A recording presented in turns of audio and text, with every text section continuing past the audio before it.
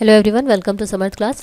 जाए कौन कौन से मेन पॉइंट्स रहते हैं जिनको आपको ध्यान में रखकर प्लान बनाना होता है। तो स्टार्ट करते हैं। सबसे पहले आपको लेसन प्लान बनाते समय पहला आपका जो हेडिंग रहेगी वो रहेगी पाठ्य योजना, और फिर उसके बाद पाठ्य योजना संख्या यहाँ पे लिखनी होती है, जो मैंने अभी यहाँ पे नहीं लिखी है। आप यहाँ पे लिखेंगे कौन सा आपका लेसन प्लान नंबर है, तो इस चीज़ को आप लिखेंगे। नेक्स्ट आपका रहेगा ब्लैक बोर्ड एंट्रीज, जिसको कि आप जब पढ़ा रहे होंगे तो वहाँ पे भी एग्जैक्ट ऐसे ही एंट्रीज करनी होती हैं। तो यहाँ पे जो ब्लैक बोर्ड एंट्रीज हैं, यहाँ पे 9 एंट्रीज की गई हैं।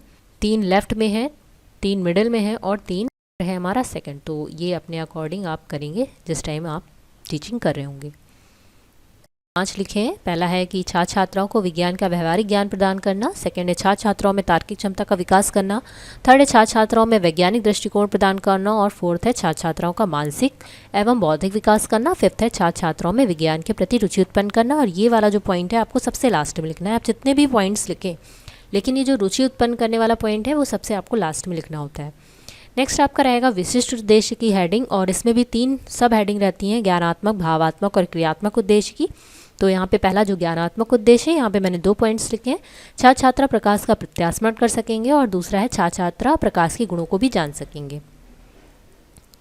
भावात्मक उद्देश्य में पहला पॉइंट है छात्र छात्रा प्रकाश की व्याख्या कर सकेंगे, और सेकंड पॉइंट है छात्र छात्रा प्रकाश के गुणों को भी समझ सकेंगे। क्रियात्मक उद्देश्य में छात्र छात्रा प्रकाश के गुणों का प्रयोग कर सकेंगे, और छात्र छात्रा दैनिक जीवन में प्रकाश से संबंधित प्रयोग कर सकेंगे। तो यहाँ पे कुछ एक्टिविटी या एक्सपेरिमेंट करेंगे बच्चे, तो ये क्रियात्मक उद्देश्य के अंतर्गत आता है। नेक्स्ट हेडिंग रहेगी आपकी सहायक सामग्री की। सहायक सामग्री में आप चौक, डस्टर, रोलिंग बोर्ड, पॉइंटर, प्रकाश के स्रोत को दर्शाता चार्ट, या फिर और कुछ आप जो भी दिखाना चाहते हैं, तो उससे रिलेटेड जो भी चीज़ें होंगी वो आपको सहायक सामग्री में लिखनी होती हैं। नेक्स्ट आपकी हेडिंग रहेगी पूर्व ज्ञान की। इसमें आपको लिखना होता है कि छात्र छात्राओं को जो भी आप पढ़ा रहे हैं उससे रिलेटेड उनको जनरल नॉलेज है।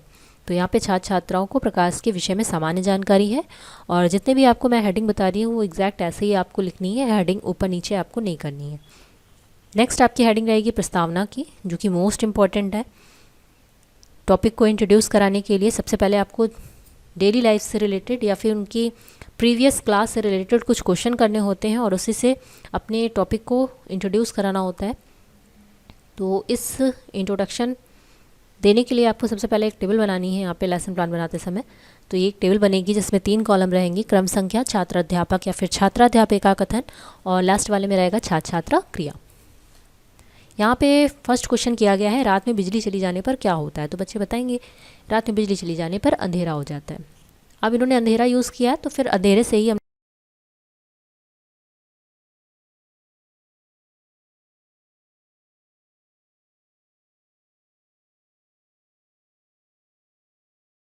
थर्ड क्वेश्चन रहेगा, इन्होंने यहाँ पे टॉर्च और मोमबत्ती बताया ना, तो फिर मोमबत्ती से क्वेश्चन कर दिया कि मोमबत्ती जलाने पर अंधेरा किस प्रकार दूर होता है। फिर बच्चे बताएंगे मोमबत्ती जलाने में प्रकाश चारों दिशाओं में फैल जाता है और अंधेरा दूर हो जाता है। फिर नेक्स्ट क्वेश्चन पूछेंगे प्रकाश किसे कहते हैं। तो यहाँ पे बताएंगे बच्चे, अगर बता सकते होंगे, अदरवाइज़ नहीं बता पाएंगे तो यहाँ आपका प्रॉब्लमेटिक क्वेश्चन हो जाएगा। और उसके बाद हम उद्देश्य कथन में बच्चों को बताएंगे, बच्चों आज हम प्रकाश के विषय में विस्तार पूर्वक अध्ययन एवं अध्यापन करेंगे। उसके बाद आपको प्रेजेंटेशन की हेडिंग डालनी है प्रस्तुतिकरण, और इसमें भी आपको एक टेबल बनानी है जिसमें 6 कॉलम रहेंगे, क्रम संख्या, सेकंड में शिक्षण बिंदु, थर्ड में छात्रा अध्यापिका या फिर छात्र अध्यापक कथन, फोर्थ में छात्र छात्रा क्रिया, फिफ्थ में शिक्षण विधि, और सिक्स में श्यामपट्ट कार्य। अब यहाँ पे जब आप प्रेजेंटेशन दे रहे हैं, जब चैप्टर को आपको शुरू करना है, तो इससे पहले भी आपको कुछ डेवलपमेंट्री क्वेश्चन करने हैं, विकासात्मक प्रश्न जिसको कहते हैं। तो यहाँ पे पहला जो टीचिंग पॉइंट है वो है प्रकाश, और यहाँ पे जो क्वेश्चन किया है पहला, अंधेरे कमरे में रखी वस्तुओं को देखने के लिए किसकी आवश्यकता होती है। तो बच्चे बताएंगे अंधेरे कमरे में रखी वस्तुओं को देखने के लिए प्रकाश की आवश्यकता होती है। यहाँ पे हम प्रश्नोत्तरी विधि का यूज़ कर रहे हैं। नेक्स्ट क्वेश्चन फिर से पूछेंगे प्रकाश से आप क्या समझते हैं, तो बच्चे उस चीज़ को नहीं अच्छे से एक्सप्लेन कर पाएंगे। फिर यहाँ पे छात्र अध्यापक या फिर छात्रा अध्यापिका द्वारा स्पष्टीकरण किया जाएगा, और बताया जाएगा कि प्रकाश एक प्रकार की ऊर्जा है जिसकी सहायता से वस्तुएं दिखाई देती हैं। वे वस्तुएं जो प्रकाश उत्पन्न करती हैं उन्हें हम प्रकाश स्रोत कहते हैं। चार्ट भी दिखा सकते हैं, तो यहाँ पे मैंने लिखा है चार्ट दिखाते हुए बताया मैंने, सूर्य, बल्ब, टॉर्च, मोमबत्ती, लैम्प, चंद्रमा। प्रकाश का जो प्राकृतिक स्रोत एवं मुख्य स्रोत है वो है सूर्य। यहाँ पे हम प्रदर्शन विधि का यूज़ कर रहे हैं। यहाँ पे छात्र छात्रा ध्यानपूर्वक सुनेंगे और देखेंगे। नेक्स्ट जो टीचिंग पॉइंट है वो है प्रकाश के गुण या विशेषताएं। तो फिर से मैंने यहाँ पे विकासात्मक प्रश्न पूछे हैं और क्वेश्चन किया है जब हम बल्ब जलाते हैं तो प्रकाश किस दिशा में जाता है। तो बच्चे बताएंगे बल्ब जलाने पर प्रकाश चारों दिशाओं में फैल जाता है। यहाँ पे भी प्रश्नोत्तर विधि का यूज़ कर रहे हैं। फिर क्वेश्चन क्या है, प्रकाश की विशेषताएं बताएं। तो बच्चे नहीं बता पाएंगे उस चीज़ को। फिर से पीपल टीचर द्वारा एक्सप्लेनेशन किया जाएगा कि प्रकाश के 3 प्रमुख गुण होते हैं। प्रकाश सीधी रेखा में चलता है जैसे टॉर्च, प्रकाश की किरणें। सेकेंड है, प्रकाश अपने स्रोत से चारों दिशाओं में गतिमान होता है जैसे बल्ब या सूर्य का प्रकाश या फिर मोमबत्ती। प्रकाश का परिवर्तन होता है जब प्रकाश किसी तल से टकरा कर वापस लौट जाता है तो इस घटना को प्रकाश का परिवर्तन कहते हैं और प्रकाश के परिवर्तन के कारण ही वस्तुएं दिखाई देती हैं। तो इस चीज़ को समझाने से पहले आप या तो कुछ एक्सपेरिमेंट कर सकते हैं या फिर जब आप बता रहे हो तो उस चीज़ को आप ब्लैक बोर्ड पे लिख के या कुछ अगर आप एक्सपेरिमेंट करना चाहें या कुछ और एग्जाम्पल कोट करना चाहें वो आप कर सकते हैं। तो इस प्रकार से आप इन गुणों को बता सकते हैं।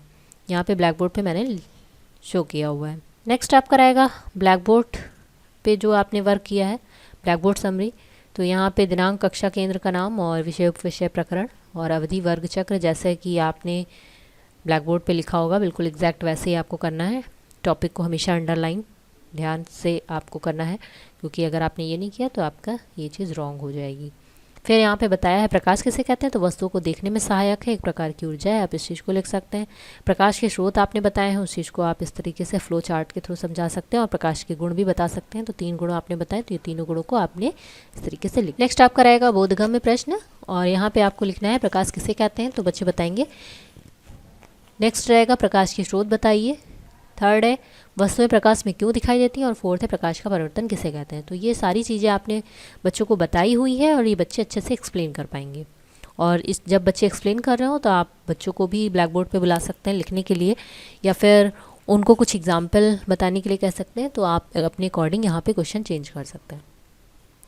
नेक्स्ट आपका रहेगा श्यामपट्ट सारांश और यहाँ पे आपको लिखना है श्यामपट्ट सारांश बाय पृष्ठ पर अंकित है और ये भी जो मैंने ब्लैक चार्ट आपको दिखाया है ब्लैक बोर्ड का वो आपको लेफ्ट पेज पे पेस्ट करना है।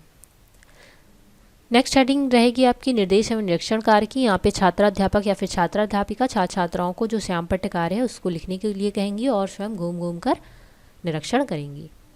पुनरावृत्ति प्रश्न में फिल इन द ब्लैंक्स मैंने दी है और यहाँ पे 3 फिल इन द ब्लैंक्स हैं। पहला है प्रकाश डैश रेखा में गमन करता है। सेकंड, वे साधन जिनसे प्रकाश मिलता है वे प्रकाश के डैश कहलाते हैं। और थर्ड है प्रकाश के किसी तल से टकरा कर वापस लौटने की घटना कहलाती है डैश। तो ये सभी बच्चे आंसर अच्छे से कर पाएंगे। लास्ट में आपको होमवर्क देना है। यहाँ पे प्रकाश के प्राकृतिक एवं कृत्रिम स्रोतों को चित्र बनाइए, ऐसा होमवर्क दिया है। तो बच्चे उस चीज़ को अच्छे से करेंगे और उनको वो चीज़ें अच्छे से समझ में आएंगी। लास्ट में आपका रहेगा पर्यवेक्षक हस्ताक्षर। इस तरीके से आपका लेसन प्लान कंप्लीट हो जाता है। आई होप आपको समझ में आया होगा।